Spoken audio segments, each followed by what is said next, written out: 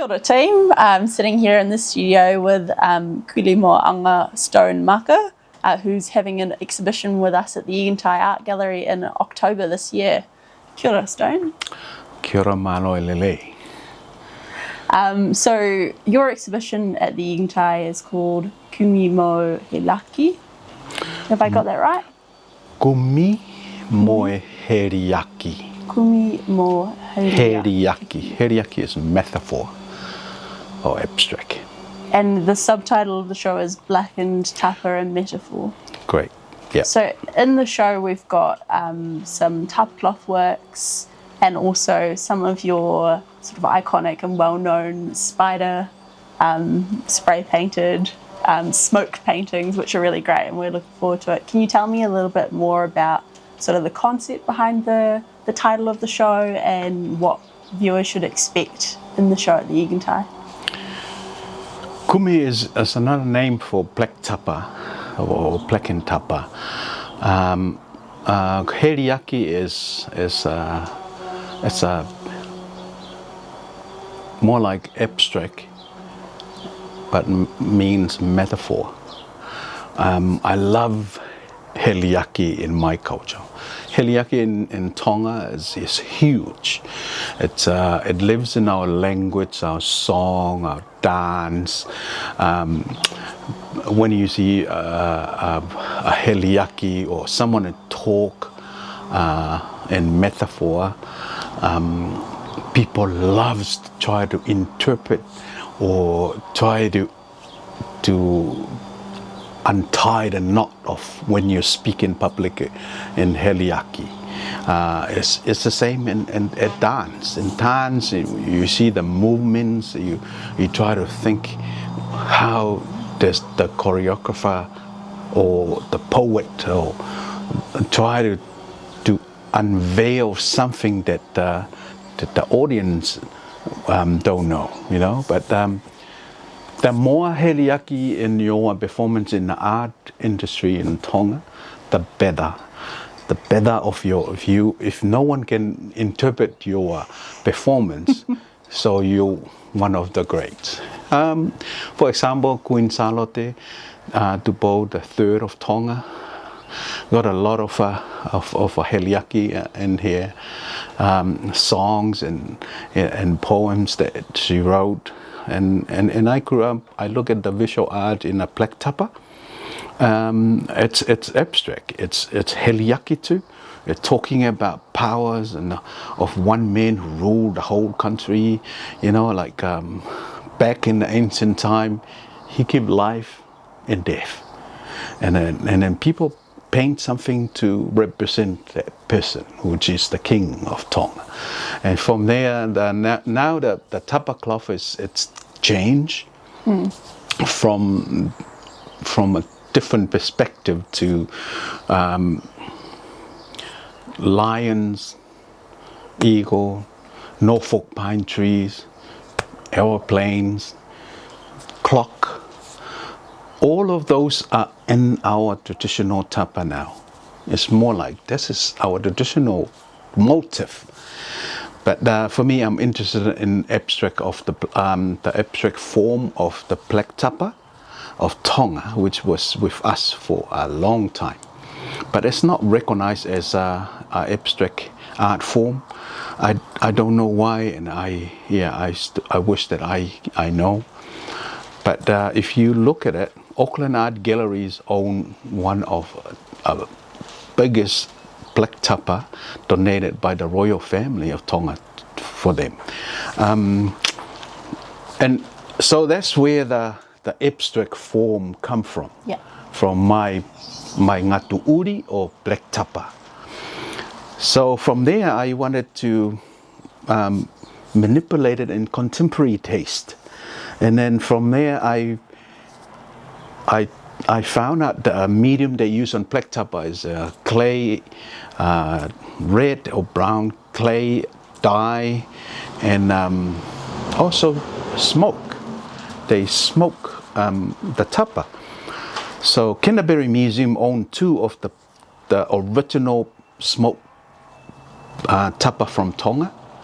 So that's evidence of the smoke on the black tapa. So, from there, I pull out the smoke from the black tapa. Yeah. And as you see here, this is smoke. All the black dark colors here are smoke. Oh, it's right there. And this you can see here, that's the smoke. And so I pull out the smoke itself and work on it. And this is the end result of the black tapa smoke. So that's the title, Kumi, Black Tapa and Heliaki or Metaphor. So I'm interested of looking at the perspective of the modern art in Tonga in the past. So more like I'm going back to the past. The modern art of Tonga was in the past, but now it's look very Western taste. Yeah. But what I'm not looking at that one. I'm looking at how I connected to the Heliaki of Tonga in the past. So Kumi, talk about black tapa, is also mean search or find. So I hope I answered the question. No. So you can correct me if I've got the wrong end of the stick here, but so this exhibition for you is sort of searching for meaning in both your own previous works, I guess, because we're including some of your earlier tapa cloth-based works before you transitioned to canvas, but also looking back at sort of the history of Tongan blackened tapa. It's more I already found it, but this is my journey when I went back to find what I want to use on my tapa. I want something from my roots to use on my work, and I found so many. So that's what I was talking about. With the smoke, what do you use to sort of get the smoke on the canvas per se? Do you use traditional things that have been used? I use both. Back home we burn we collect the kendo nut seeds, and then burn the meat, and it produce charcoal black color. We collect those smoke and then mix it with coconut oil or other like dye or clay, and then use it on our black tapa. But over here I also burn a lot of stuff. Yes, I started to burn the cabbage tree. Oh yeah. Yeah. Tea, is that what they call it here in traditional way? I don't know what's I burned the stem of the cabbage tree. Right. It produced a brownish color, So it I also burned the green leaf of meko kapa. You know meko kapa? Yeah. It's a family of pine. If you burn them and then you put something on top of those smoke, it will give you like a very light, sugary color. Because I think there are glucose on those leaves when you burn them. So I also use kerosene. I burn a few of the walnuts seeds, the chestnuts. Yeah, all of those nuts, I burned them, and it produced dark color too, like the kendo nut seed back in Tonga. So would you say there's been like a little bit of experimentation to find which ones have produced sort of the ideal look for you? Yeah. Yes. Cool. Yes. Obviously, in addition to the smoke, you've also got your iconic Spiderweb spray paint markings, which sort of harken back to those traditional markings on tapa cloth. What sort of made you transition to that medium of using pungawere whare spiderwebs? Kupenga hina means spiderwebs. I have been in arts, I think, most of my life, and I've been struggle in life with my art most of my life, and with that, the long story, came to New Zealand, first country to go. It was a shock, culture shock, you know, all of those things I learned myself. I struggle with the art. I don't know how to get to the art industry, how to get to exhibit my work. All of those above, I always like jealous of watching all the established artists, and how did they made it up there, you know? How did they come up with a show? How did they come on a newspaper or TV, you know? And no one wanna buy my art. And I'm thinking, oh no, it's not the money, but it would be nice if someone likes it. Yeah. You know, like those feeling and those thought.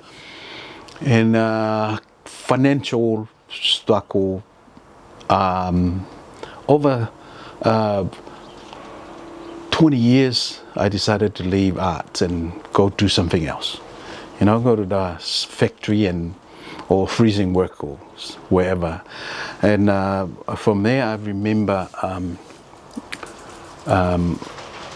in Grafton Bridge in Auckland. Yeah. I used to go to Whitecliff College of Art and Design, and I used to walk past Grafton Bridge and I looked down a cemetery down, and you see homeless and people live there in cardboard's house. So I used to go down and find out, and then I met someone there, and he said, "This is my home," you know. And coming from Tonga, I never thought of homeless. You're gonna find a homeless in New Zealand, because you just think of, oh yeah, and now it's, oh, this is your home. There's a little box here, and yeah, there's and then everything there. And then I saw Spiderwebs there.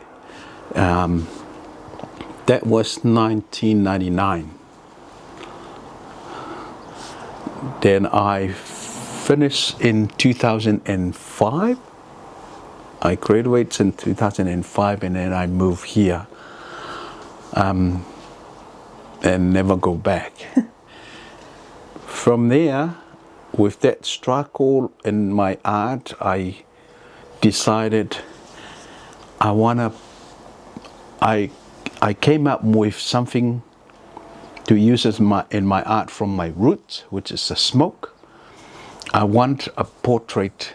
I want a little signature of myself in the work, and I'm thinking of how can I bring something to represent me or talk to me all the time.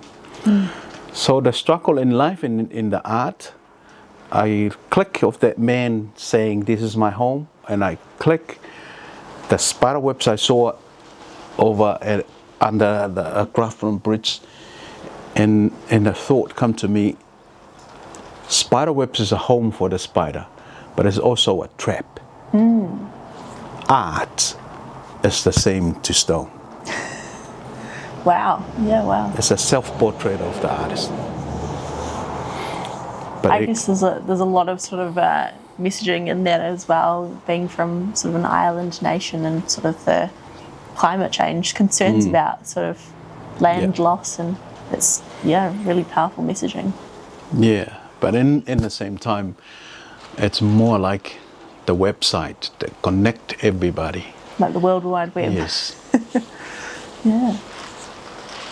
I guess there is those traditional uses of pops of colour on some tapa cloth, and I know traditionally blackened tapa would be sort of devoid of all markings other than the smoke. Yeah. But some of the tapa cloths that will be in this exhibition do have those markings on them.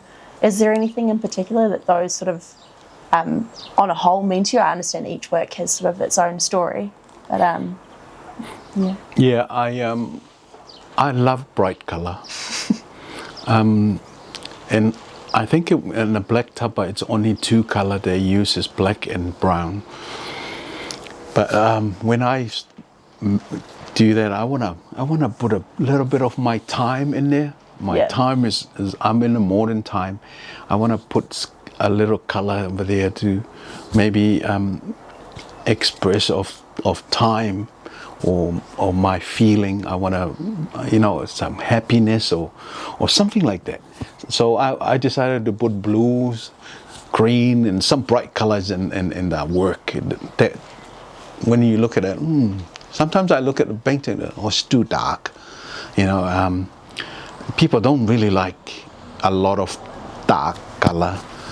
The painting it look dirty or something like that. That's what happened to Vincent van Gogh's work. They think it's dirty, and look at it now. Those bright colors. But I love to put a little bit of the modern colors in my traditional artwork. I guess that's sort of all my questions. Was there anything else you wanted to share about the exhibition that I haven't touched on? I can't wait to open the show. So I wanna see how. This is the first time of bringing the Spiderwebs to a little bit further from Christchurch, from the city. I want to bring it there. I look forward for it, and I love to meet everybody. And hopefully we're gonna create a good show. And it'll be really exciting. So the show will be opening at the Aigantighe Art Gallery this October 18th, 1 p.m. So that's a Saturday, and we hope to see you all there. Thank you. Yeah, come in. I'll talk some more story.